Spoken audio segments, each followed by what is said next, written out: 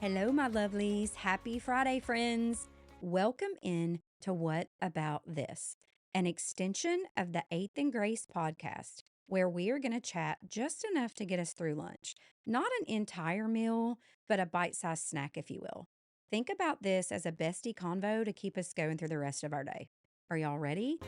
Let's go. Hey, friend. Welcome back to What About This, the off the cuff corner of the Eighth and Grace podcast, where the tangents are holy, the rants are real, and the leftovers, honestly, sometimes they're the best part. This is where we spill the tea that didn't make it to Tuesday, say the things we're not always sure we can say out loud, but we probably need to, and you know your gal's going to go first. It's tender and yappy, sometimes it's a whole ramble, but always, always rooted in grace. These are our frenzies chats, the ones that start with, okay, wait, what about this? And somehow end 30 minutes later with laughter, tears, and a holy nudge.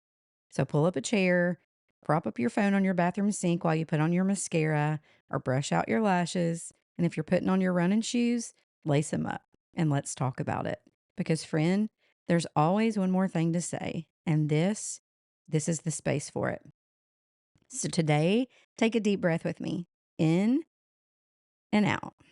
Friends, school is back in full swing. The mornings come earlier, the lunches get packed quicker, and somehow the days stretch both long and short. New rhythms are definitely here. And if you're a mom like me, or even a nana, you're probably adjusting right now alongside your kids or your grandkids because every new chapter they step into writes one for us. So today's episode, new rhythms, old letters, and pumpkin spice. It's a little catch up, a little confession, and a whole lot of a reminder that progress isn't about giant leaps. It's about small, surrendered steps. So we just got back from Tennessee, home, the kind of trip that makes your heart swell and ache all at once.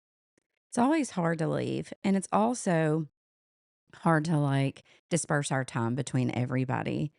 We get home and try to make everybody happy, spend time, a little time here, a little time there. And most of the time, we end up leaving and somebody's upset because it's just hard to do. And every time we pull away, I carry the weight of missing them. I'm missing my family so big today, of knowing season shift and holding on to roots while also planning new ones here in Charleston.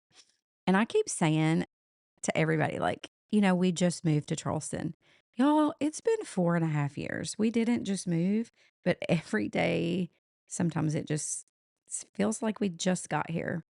But there's something holy in that tension.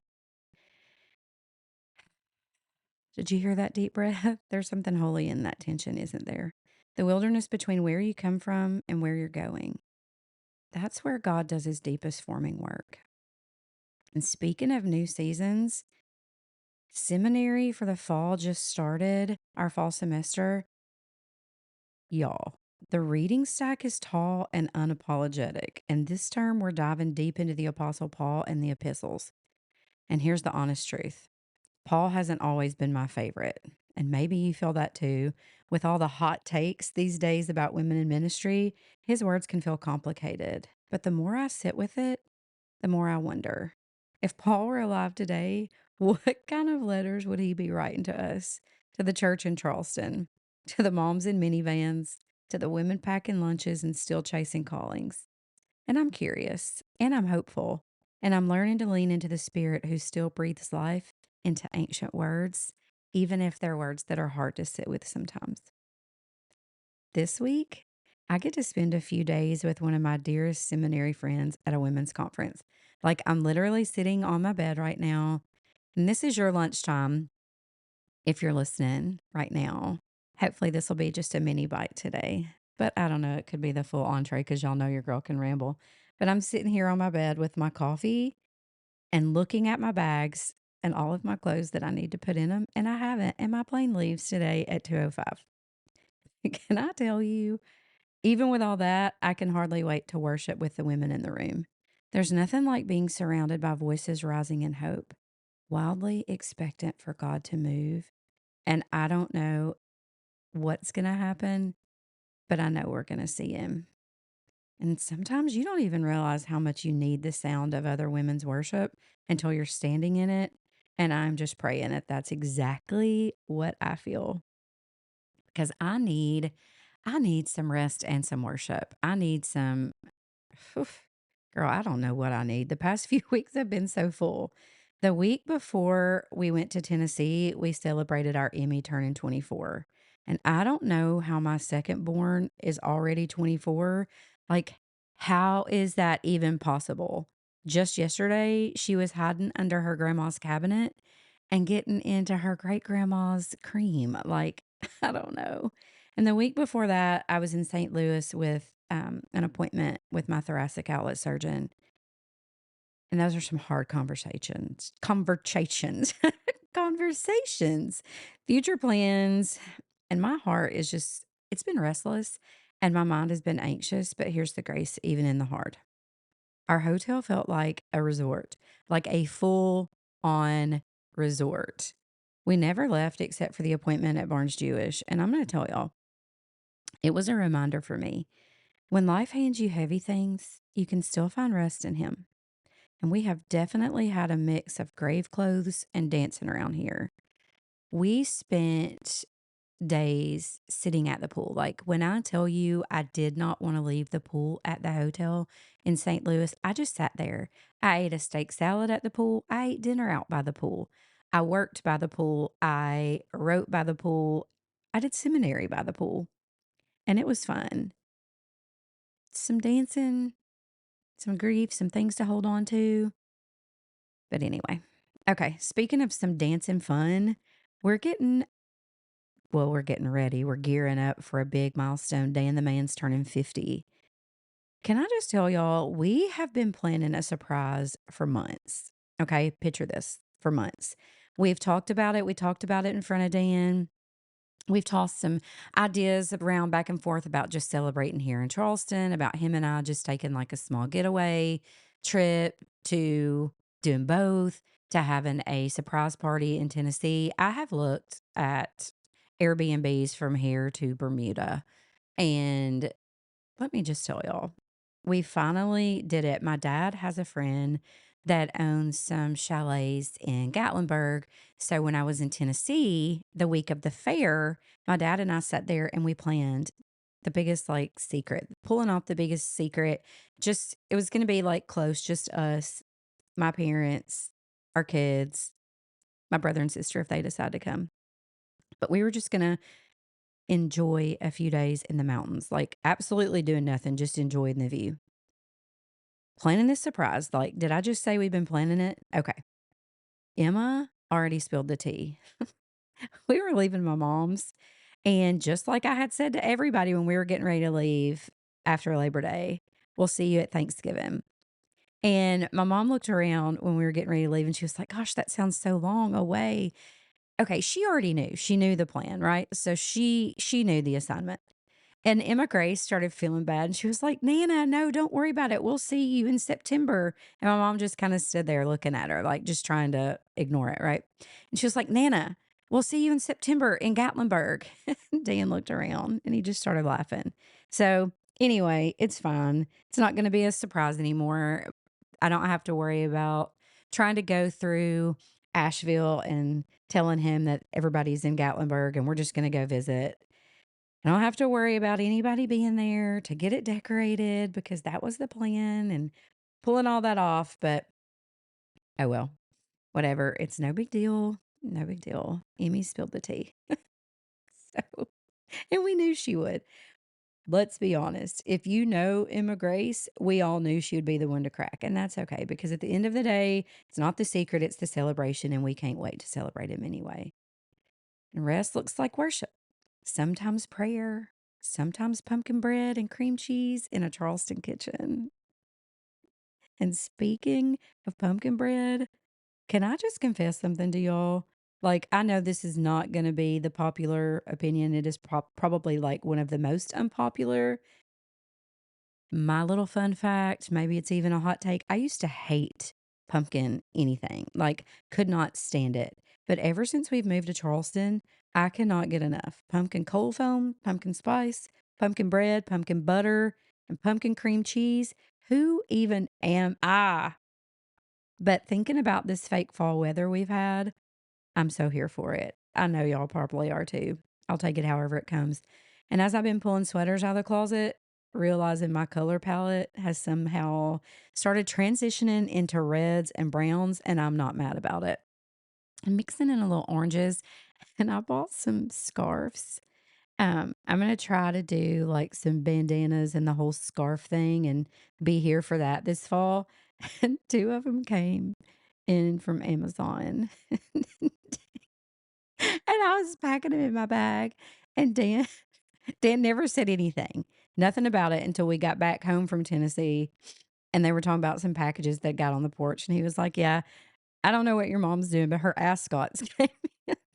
So, pumpkin spice, oranges, browns, reds, but beyond that, beyond the spice and beyond the closets, I'm gonna tell y'all this. I'm keeping my makeup steady with my ride or dies, okay, for fall. Like, I don't know if I'm ready to transition into corals and browns and all that. I'm still using my dibs, still using my merit, and I'm gonna let y'all in on a little mature skin secret. If you're a mature girl like me, I'm not gonna gatekeep. And you may laugh, but Laura Geller, she's doing some magic. She is like doing some crazy sorcery. It's still my favorite. And I'm trying to work on my skin health. Is anybody else with me? Like all of these spots, this wisdom like is really showing and how much I love being out in the sun is showing. But I'm working on my skin this fall, thinking about going back to doing some laser treatment. Eating better. Do y'all know how hard that is? Do y'all know how hard that is? And I'm also rehabbing this hip with some aqua therapy. And it's been teaching me progress is not one giant leap. If you're starting something new, or if you're still walking into an old thing, new rhythms, no matter what it is, truth is, progress is not perfection. Did I say that? I need to say it one more time so that it like really gets down on the inside of me. Progress is not perfection. It's about small surrendered steps. One aqua therapy pool session, one healthy meal, one whispered prayer of trust, and one bronze highlight at a time. Yeah, I just said bronze highlight, y'all. I'm getting so nervous about my upcoming hair appointment. Okay, we're going to transition from all the things that we've been talking about. And now let's talk about fashion for a second. I told y'all this was a holy ramble. And if you're here for it, we're going to cover all kinds of fun stuff. So just hang in there with me. What are the fall trends this year? Have you even started looking at that? Clothes, colors, shoes, bags. Like, I want to know it all. I want to know what's in. And I'm watching the shift, but I'm still staying true to what works for me because your gal, I still have stuff in my closet from 1997 and I'm still rocking it hard. And as we've been moving on into this little fake fall, I know I keep saying fake fall. Emma looked at me the other day and she was like, "Why do you keep saying that?"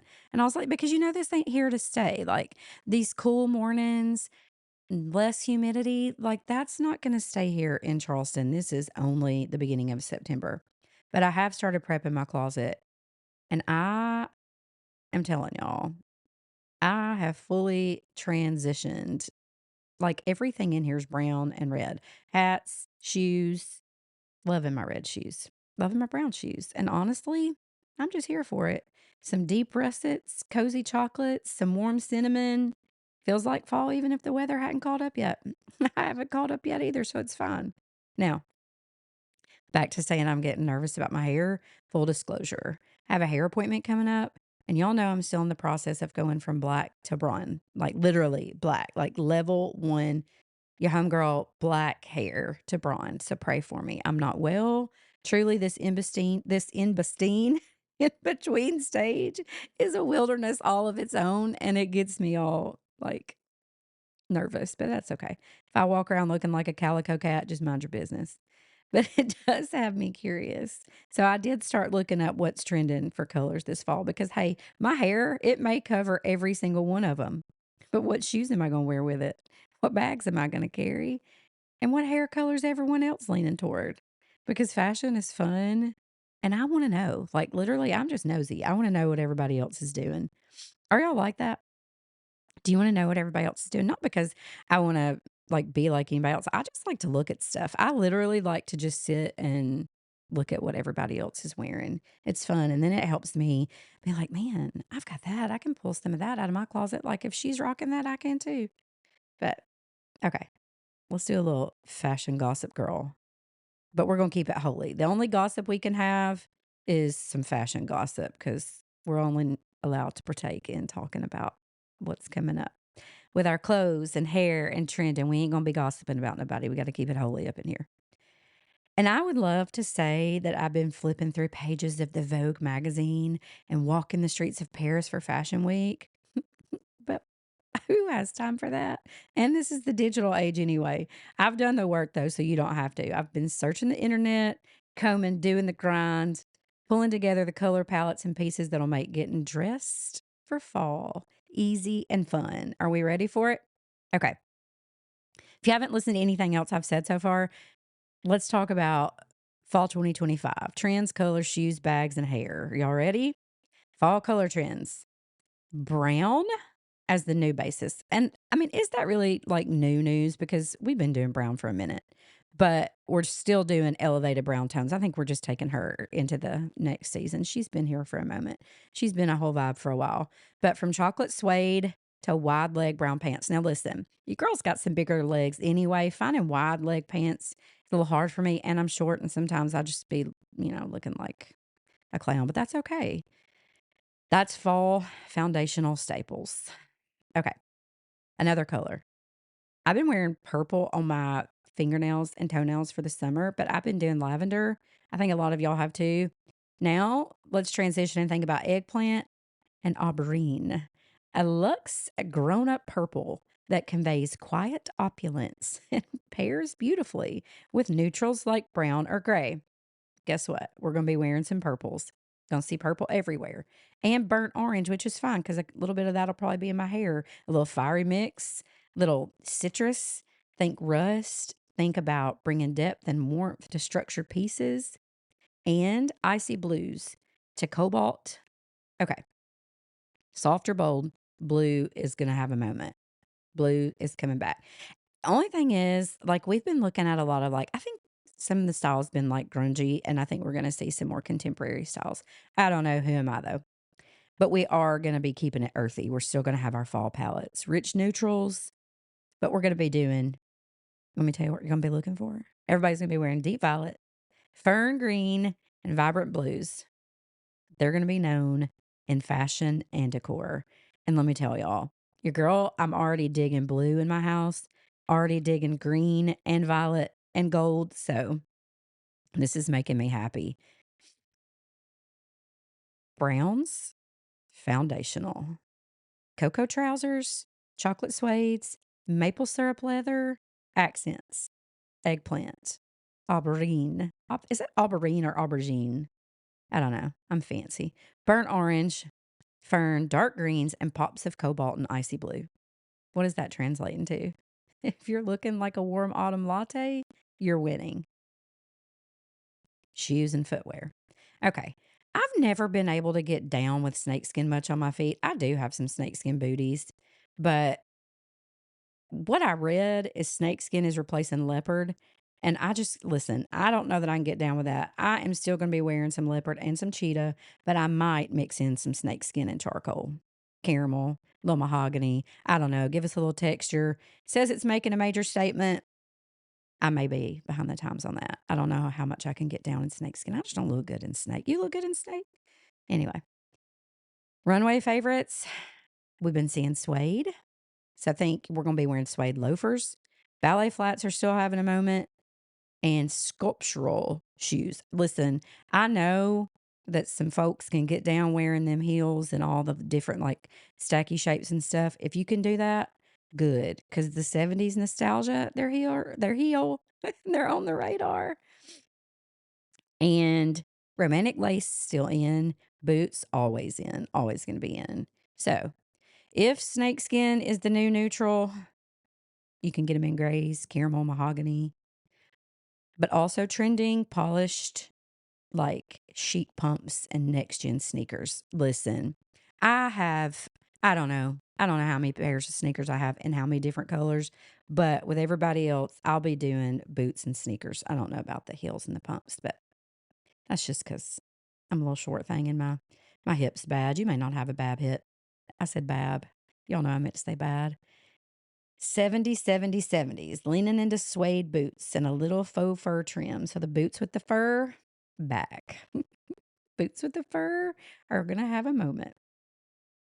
Handbags, suede, suede. Top handles and early, like, those little, I don't know. I've never really been able to carry like the little bags with the little um, handle up top, but they're super cute.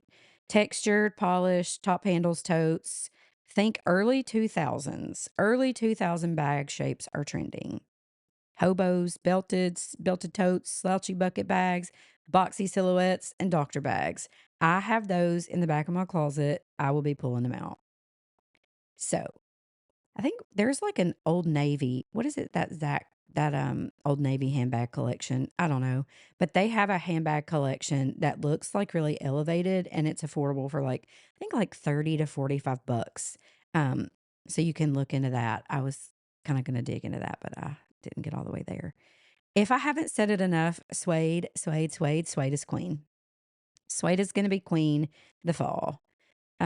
Elegant top handle styles, they're back. I'm gonna try it. I have a couple, but I just always felt, I don't know, like I looked like I was a traveling salesman, which I guess I kind of am.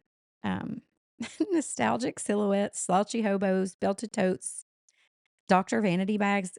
I'm excited about that. Accessible looks is real. Elevated looks at friendly prices exist if you know where to peek. Go to TJ Maxx, look on Marketplace, thrift finds. Definitely with all the 70s nostalgia, baby, you can go to the thrift store and you are going to be right on point. Hair colors. And this one's fun for me because I'm probably going to have a mix of all of them. Cider lights. So think cozy blonde with warm cinnamon, amber, bronze tones that are going to be rich and dimensional. Yeah, I'll have that one because going from dark to lighter, I'll have them all. Chestnut brunette. So think warm brown, auburn, low lights, deep and inviting. Smoky espresso and maple syrup. Now that sounds fun. That's like deep satin shades with subtle highlights because it creates warmth and sophistication. Stylish color statements. Y'all ready for this? Tortoiseshell, chilled butter blonde, ultraviolet red, rich blue black, mink mocha. Wow, those are bold. I like that. Haircuts and textures. Y'all ready for the trends? I think we're already seeing it. Most of us have already gone short. Swinging bobs, shaggy layers, sleek shortcuts, face framing fringe, and boho braids. All of this can be flooding our feeds. Get ready for it. And if you're mid transition, transition like me, black to brawn, listen, prayers are welcome here, okay? You're right on time. Cozy shades are in. We've got the cider lights, warm amber blondes, chestnut brunettes, smoky espressos, maple syrup browns, and tortoiseshell blends. That's what we're all going to be sitting in the chair asking our hair therapist for. We're going to be asking for cute swinging bobs, shaggy layers, and face frame and fringe. I'm thinking a short Farrah Fawcett. Yeah, girl, I'm here. I'm here for it. Soft movement and dimension. Okay, that was it. That was our fashion gossip girl, but we kept it holy, right? We weren't gossiping about anybody, only what we're going to be looking for, what we're seeing everybody else doing, what's coming down the road. So, if you've been listening today and you felt any of this, any new rhythms, press in. If you've got any new school schedules, seminary chapters, fashion experiments, hair transition, or just trying to keep up with life, or just trying to keep up with me on this ramble today, hear me. You don't have to do it all at once. The Spirit isn't asking you for perfection, He is inviting you into progress. Small steps, surrendered steps. Because even in our fall, real fall or fake fall, even in the hair color chaos I'm having, even in the back to school shuffle, He is with us and He is enough. What about this? What if this week You chose one small surrendered step and trusted him with it. Just one. Just one. I hope that this episode met you where you were. And if nothing else, I hope you just stuck it out with me in this little ramble. And if it met you today and made you exhale or whisper, same, girl, I still have some of that stuff in my closet too. Good. I'm so excited. We can remember that God is still God, even in our ordinary. And would you do me a favor? Would you send this episode to a friend who's also trying to find her fall rhythm? Or if she just needs to hear a good ramble? Yes, her too. And the best way to show Eighth and Grace podcast and What About This on Fridays love, please, please, please leave a quick review on Apple or Spotify. It will literally take you like 5 seconds. Just a few kind words and stars help more women find this space. As always, you can subscribe to my Substack. It'll be linked below. We'll have weekly rhythms. I don't think there's going to be weekly rhythms. Poetic reflections and grace notes. It's where the podcast keeps breathing between episodes. And if you're on Instagram, tag me at Brandy A. Dawson with your favorite fall colors, fashion finds, or pumpkin obsession. I want to see what's making you come alive in this season too. And I want to see if you're having any new pumpkin obsessions with me, or if you're like, hey, I already knew all these trends. I already knew all these colors. Like, you're late to the party. That's fine. Tag me and let me know. Thank you for being here. Thank you, thank you, thank you for listening. And thank you for helping me carry this good gospel. He is who he says he is, even here, even now. I hope you enjoyed this rambly voice memo today. Until next time, love you, friends. Bye.